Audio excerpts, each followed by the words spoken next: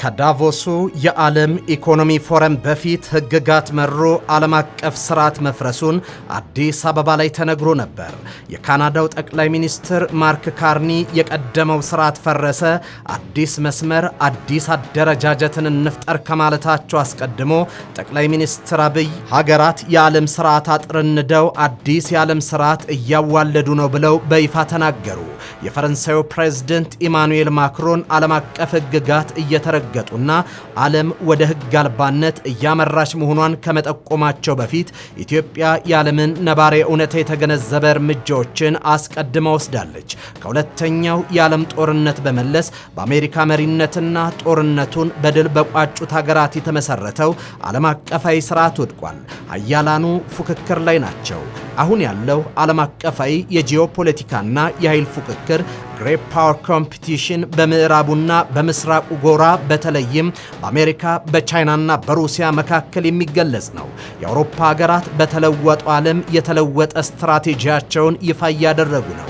የመካከለኛ ደረጃ የኃይል ተሰላፊ ሀገራት የጨዋታ መሪ ሆነዋል። ተስፋፊነት፣ የጦር ክምችት፣ አዳዲስ ጥምረቶችና የባህር መተላለፊያዎችን ለመቆጣጠር የሚደረገው ሽቅድድም ከመቼውም ጊዜ በላይ አይሏል። የፉክክር አውድማው የኃይል ሚዛንን ሊወስኑ የሚችሉ ቁልፍ ጉዳዮችንና ከነባሪው እውነት አሰናስሎ ያልተጓዘ የጨዋታው መጫወቻ ይሆናል። ይህ የሀገራት ፉክክር ከጦር መሳሪያ ባለፈ በቴክኖሎጂ በኢኮኖሚና በመረጃ ዳታ የበላይነት ላይ ትኩረቱን አድርጓል። ዛሬ ዓለም ባለብዙ ዋልታ ናት። በዓለም የኃይል አሰላለፍ ላይ ድርሻቸው የጎለበተ ሀገራት ተፈጥረዋል። እኛ ሀገራት የቴክኖሎጂ የበላይነትን ለመቆናጠጥ ፍትጊያ ውስጥ ናቸው። በሴሚኮንዳክተር ማይክሮቺፕስ እና በአርቲፊሻል ኢንቴሊጀንስ የበላይነትን ለመያዝ የሚደረገው ፍጥጫ እየጋመ ሄዷል። የቀይ ባህር ንግድ መስመር ለፕላኔታችን ቁልፍ በመሆኑ የሀያላን ሀገራት የጦር ሰፈርና የኢንቨስትመንት ፉክክር የሚታይበት ሆኗል። የአንድ ቀበቶ የአንድ መንገድ ፕሮጀክት፣ ቤልት ኤንድ ሮድ ኢኒሼቲቭ እና የምዕራባውያን አማራጭ መንገዶች IMEC የዓለምን የንግድ መስመር ለመቆጣጠር የሚደረጉ ፉክክሮች ናቸው። የኢነርጂ ሽግግር ላይ የሚደረገው ትግልም አንዱ የፉክክር መገለጫ ነው። ከነዳጅ ጥገኝነት ለመላቀቅ የሚደረገው ጥረትና ታዳሽ ኃይልን ዋና የኢነርጂ ምንጭ አድርጎ ለመጠቀም የሚደረገው ሽቅድድም እንደ ሊቲየምና ኮባልት ያሉ ማዕድናት ፍለጋ ላይ አዲስ ፉክክርን ፈጥሯል። ከዚህ ባሻገር በአዲሱ የዓለም ስርዓት ጂኦግራፊ ወሳኝ ሚናን ይዟል። የባህር መተላለፊያ በሮችን ለመቆጣጠር የሚደረገው ተገዳዳሪ ሀገራት በባህር ዳርቻዎች ላይ የጦር ሰፈሮችን እንዲገነቡ አስገድዷቸዋል። የሆርሙዝ ሰርጥ፣ የፓናማ ካናልና የቀይ ባህር ሽኩቻ የዚህ ማሳያ ናቸው። በተለይም የዓለማችን በዓመት $1 ትሪሊዮን የሚንቀሳቀስበትን 12 በመቶ ንግድና 30 በመቶ ኮንቴነር በሚዘዋወርበት ቀጠና ላይ የፉክክሩ አውድማ የባህር ዳርቻዎች ላይ የጦር ሰፈር ግንባታ ሜዳ ሆኗል። ጤና ይስጥልኝ። ይህ ኢትዮ መልህቅ ነው። ኢትዮጵያ እየተናደ ባለው የዓለም ስርዓት ውስጥ ለመዝለቅ ምን ለወጠች? የጂኦግራፊ ሰረኝነቷን እንዴት ትፍቶ የሚለውን እየቃኘን ከእናንተ ጋር እንቆያለን። አብራችሁን ቆዩ።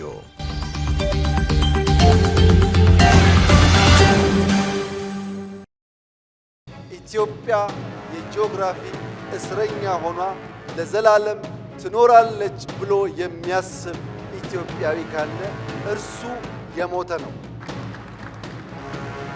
ሰላም ታስቀድማለች፣ ድህነትን ትፋለማለች፣ መውጫ መግቢያ በሯን ታበጃለች። ይህ አይቀሬ ጉዳይ መሆኑን ተገንዝበው ወንድም እህቶቻችን በፈጠነ ጊዜ ለድርድር ራሳቸውን ዝግጁ እንዲያደርጉ ማድረግ ነው።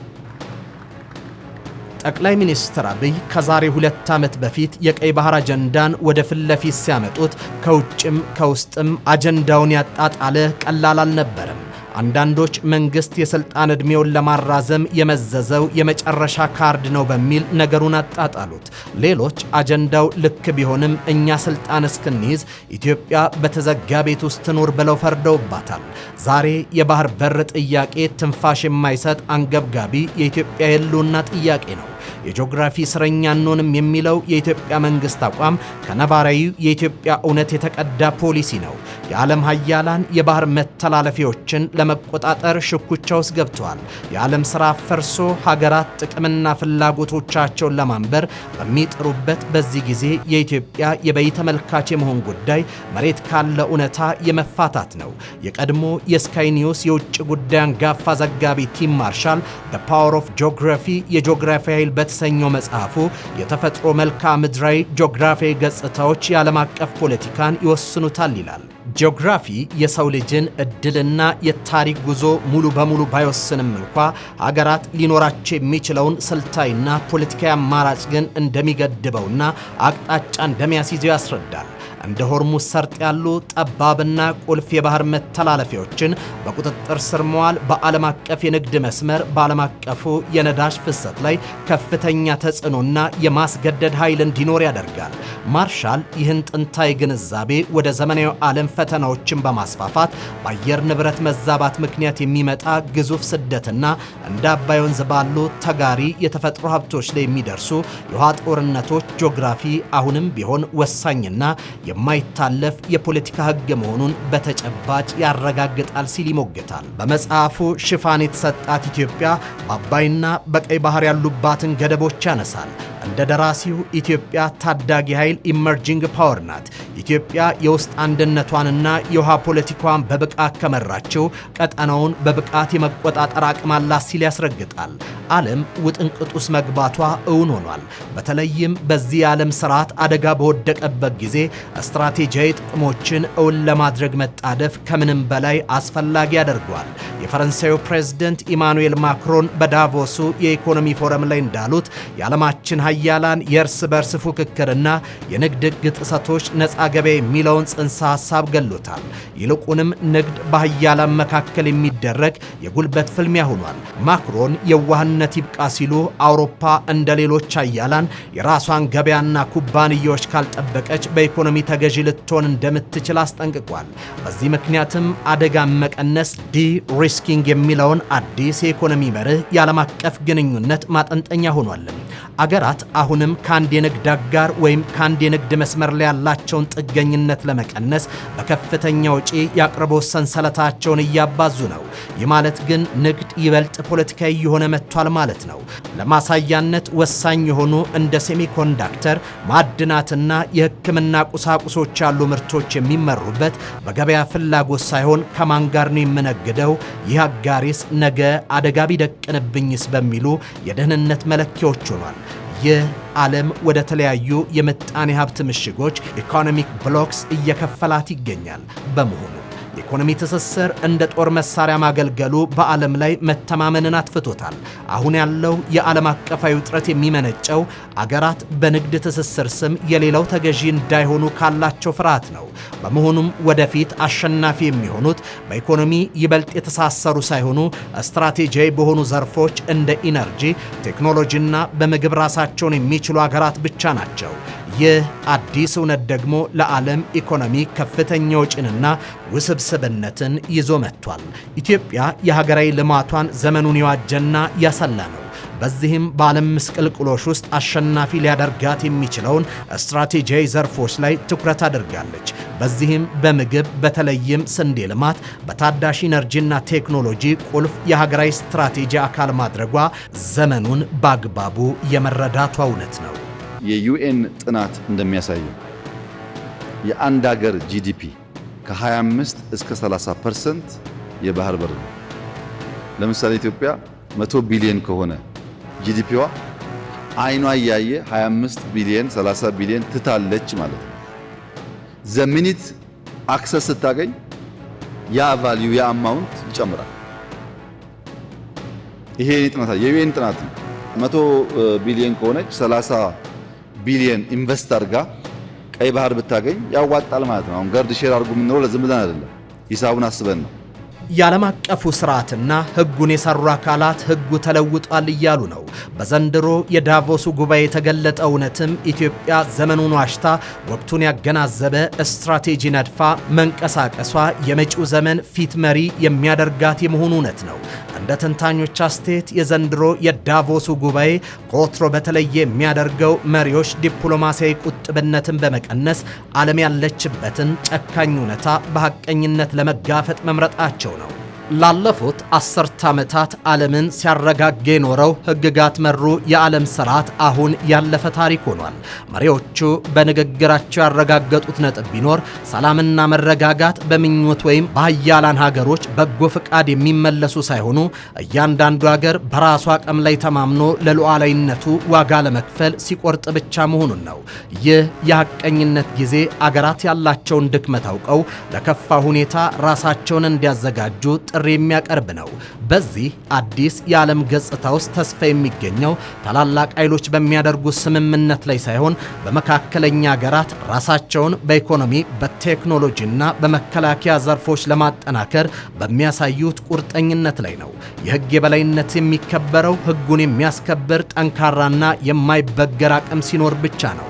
ማርክ ካርኒ፣ ኡርሱላ ቮን ደር ሌየን እና ኢማኑኤል ማክሮን የተስማሙበት ትልቁ ቁም ነገር አገራት አሁን ባለው የዓለም አቀፍ ትርምስ ውስጥ እንደ ተመልካች መቆየት እንደማይችሉ ነው። ይልቁንም የራሳቸውን ስትራቴጂያዊ ራስን መቻል እውን ለማድረግና የዜጎቻቸውን ደህንነት ለማረጋገጥ ደፋርና ወሳኝ እርምጃ መውሰድ ይጠበቅባቸዋል። ዓለም አሁን ያለችበትን የመቀየሪያ ነጥብ ኢንፍሌክሽን ፖይንት ለአገራት ሁለት ምርጫዎችን ብቻ ይዞ ብቅ ብሏል። የመጀመሪያው ምርጫ በታላላቅ ኃይሎችና ፍላጎት ሽኩቻ መካከል ተገዢ ሆኖ መኖር ሲሆን፣ ሁለተኛውና አስቸጋሪው ምርጫ ደግሞ በራስ አቅም ላይ የተመሰረተ ሉዓላዊነትን መገንባት ነው። ሦስቱም መሪዎች ለዓለም አቀፉ ማህበረሰብ ያስተላለፉት መልእክት የነጻነትና የብልጽግና ዋጋ ከባድ ቢሆንም አገራት ተባብረውና በጋራ ቆርጠው ከተነሱ ግን አሁንም የተረጋጋና ፍትሃዊ ዓለምን መፍጠር እንደሚችሉ ነው። በዳቮስ የተገለጸው ሐሳብ የሚያሳየው መጪው ጊዜ የአቅም እንጂ የምኞት እንደማይሆን ነው።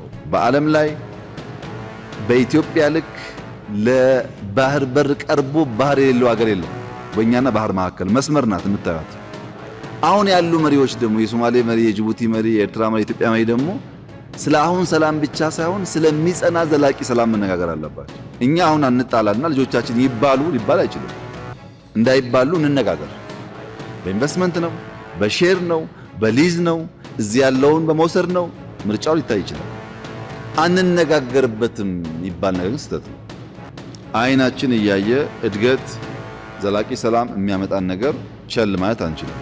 እርግጥ ዓለም በቴክኖሎጂና በመረጃ ድር አንድ ትሆናለች፣ የሰው ልጅ የመልክዓ ምድሩ ጥገኛ የጂኦግራፊው መሰረኛ ይሆንም የሚለው ሐሳብ ለጥቂት ጊዜ ቢሆንም ገዢ ነበር። የሉላዊነት ድር ማስተሳሰሪያ የሆነው ኢንተርኔት ገመድ የሀገራትን ድንበርና ውቅያኖሶችን ተሸጋግሮ የመዳረስ እውነታው ድሩን በራሱ የጂኦግራፊ እስረኛ አድርጎታል። በአሜሪካዊው ታዋቂ የውጭ ጉዳይ ባለሙያና ጸሐፊ ሮበርት ካፕላን የተጻፈው የጂኦግራፊ በቀል ዘ ሪቬንጅ ኦፍ ጂኦግራፊ ቴክኖሎጂ፣ ሉላዊነት፣ ግሎባላይዜሽን እና የዲጂታል ትስስር ርቀትንና ድንበርን ሙሉ በሙሉ አጥፍተውታል የሚለውን የጂኦግራፊ ማብቂያ ኢንድ ኦፍ ጂኦግራፊ እይታ ደራሲው በጽኑ ይቃወመዋል።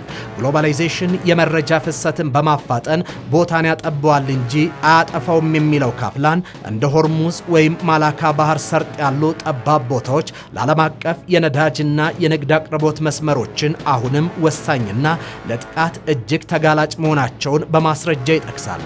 ምናባዊ ይመስል የነበረው የዲጂታል ዓለም መሰረተ ልማት የሆኑት የኢንተርኔት ገመዶችና የዳታ ማዕከላት ራሳቸው በመሬትና በባህር ስር ጂኦግራፊ ላይ የተመሰረቱ ናቸው። ከ2012 በኋላ በዓለም ላይ በጉል የታዩት ጦርነቶች እንዲሁም የቻይና ግዙፍ የአንድ ቀበቶ አንድ መንገድ ቤልት ኤንድ ሮድ ኢኒሼቲቭ የመሰረተ ልማት ተነሳሽነት ጂኦግራፊ ራሱን እንደገና በዓለም ፖለቲካ ላይ እያረጋገጠ መሆኑን፣ ካርታዎች ዛሬም የኃይል ሚዛኑን እየወሰኑ መሆኑን የሚያሳዩ ሕያው ማስረጃዎች ናቸው። የጂኦግራፊ በቀል ምንም እንኳን በዲጂታል ዓለም ብንገናኝና የቴክኖሎጂ ምጥቀት ቢኖርም አሁንም በካርታ በሚመራ አካላዊ ዓለም ውስጥ እንደምንኖርና የምንገኝበት ምድር እጣፈንታችንን እንደሚወስን ትልቅ ማሳሰቢያ ነው። በዛሬው ዓለም ውስጥ ለሚታዩ ግጭቶች፣ የስደት ቀውሶችና የሀያላን አገራት ፉክክር መሰረቱ ጂኦግራፊ ነው። ጂኦግራፊን ችላ ማለት ወይም መናቅ ለስትራቴጂያዊ ውድቀት ይዳርጋል። ጂኦግራፊ የሀገራትን ስትራቴጂ ጥምረትና ተፎካካሪነት የሚወስን ቋሚ መድረክ ነው። የኢትዮጵያ በዓለም የኃይል መድረክ ላይ ሀገራት በዋናነት በመልክዓ ፖለቲካ ጂኦግራፊ ሽኩቻ በገቡበት ቀጠና ላይ ተሰይማለች። ከኤደን ባህረ ሰላጤ በባበል አልመንደብ እስከ ሲዩስ ካናል ያለው የውሃ አካል የኢትዮጵያን ሁለንተናዊ እንቅስቃሴ ይወስናል። የኢትዮጵያ ደህንነት፣ ኢኮኖሚና የውጭ ግንኙነት የሚወሰነው በዚህ ጂኦግራፊያዊ ክልል ነው። የውሃው አካል የኢትዮጵያን ፖለቲካል ኢኮኖሚ እየወሰነ ባህር ዳርቻው ላይ አለመሰየም የራስን መብት ለባዕዳን እንዲወስኑበት መፍቀድም ነው። የውጭ ንግድ፣ የኢንተርኔት ገመድና የኢትዮጵያ አየር መንገድ በረራ ኢትዮጵያ በባህሩ ላይ ባላት ባለቤትነት ላይ የተመሰረተ ነው። የአሜሪካ ባህር ኃይል ከፍተኛ መኮንን የታሪክ ምሁርና ስትራቴጂስት አልፍሬድ ታይለር ማሃን በ1890 የታተመውና የባህር ኃይል ተጽዕኖ በታሪክ ላይ The Influence of Sea Power Upon History የተሰኘው ዝነኛ መጽሐፉ የባህር ላይ ቁጥጥር ለአንድ ሀገር ታላቅነትና ዘላቂ በላይነት ወሳኝ መሆኑን በስፋት ይከራከራል። ዓለም አቀፍ የባህር ላይ የንግድ መስመሮችን በበላይነት የመቆጣጠር የንግድ ፍሰቱን የማሳለጥና ጠላትን ለመከላከል ያግዛል ይላል። እንደ ደራሲው የአንድ ሀገር የባህር ላይ የበላይነት የሚረጋገጠው ኃይልን በአንድ የጦር ግንባር ላይ በማሰባሰብ ጠንካራ የንግድ መርከቦች እንዲኖሩ በማድረግና በዓለም ዙሪያ ተጽዕኖ ለመፍጠር የሚረዱ ስትራቴጂያዊ የባህር ማዶ የጦር ሰፈሮችን ህልውና ነው ሲል ይሟገታል። የአንድ ሀገር የባህር ላይ ኃያል የመሆን ዕድልና ብቃት የሚወስኑ መሰረታዊ ሁኔታዎችን ማሃን በጥናቱ በዝርዝር አስቀምጧል።